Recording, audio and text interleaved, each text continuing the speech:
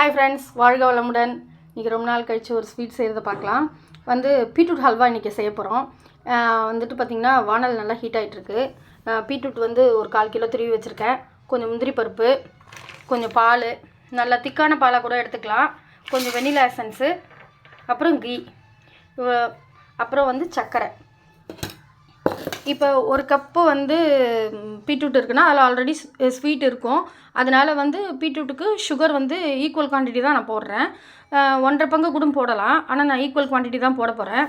நீங்கள் அதுலேயும் கம்மியாக போடணுன்னாலும் போட்டுக்கலாம். ஏன்னா சுகர் பேஷண்ட்டுக்கெலாம் செட் ஆகாது இல்லையா? அதனால் இப்போ பார்க்கலாமா. இது திக்கான நல்லா க்ரீமி மில்க் கூட எடுத்துக்கலாம். நான் நார்மலான ஆரோக்கிய பால் தான் ஆவின் பால் தான் எடுத்திருக்கேன்.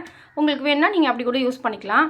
நான் கம்மியான கொலஸ்ட்ரால், கம்மியான ஆயிலில் எப்படி செய்கிறதுன்னு சொல்கிறேன்.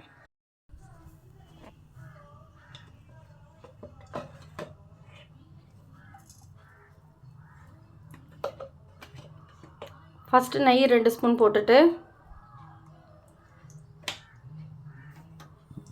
மெல்ட் ஆனதும் இந்த முந்திரியை போட்டு வறுத்து எடுத்து வச்சுருவோம்.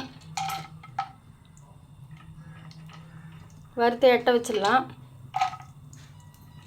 அப்புறம் அதே நெய்யிலையே நம்ம பீட்ரூட்டை போட்டு நல்லா வதக்கிட்டு அதுக்கப்புறம் அப்படியே வேக வைக்கலாம். வறுத்தெடுத்த நெய்யிலையே இந்த பீட்ரூட்டை போட்டுக்க வேண்டியதான். போட்டு நல்லா வதக்க வேண்டியதான்.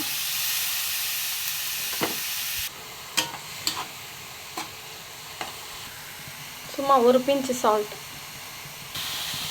நல்லா சுண்டின பிறகு இதில் கொஞ்சம் கொஞ்சமாக பால் சேர்க்கணும். பால் கொஞ்சம் கொஞ்சமாக சேர்க்கணும். ஃபஸ்ட்டு கொஞ்சம் கொஞ்சமாக பால் சேர்த்து அதை சுண்ட வேக வைக்கணும்.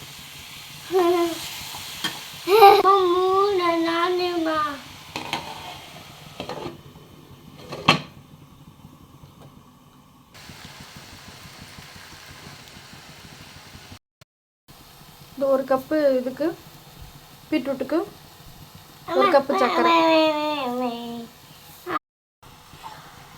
இந்த பால் நல்லா சுண்டி அந்த பீட்ரூட் நல்லா வெந்துருச்சிங்களா? அதுக்கப்புறம் தான் இந்த சர்க்கரை போடணும். சர்க்கரை போட்டு கிண்டிட்டு திரும்பியும் சத்த நேரம் அப்படியே சிம்லேயே விடணும்.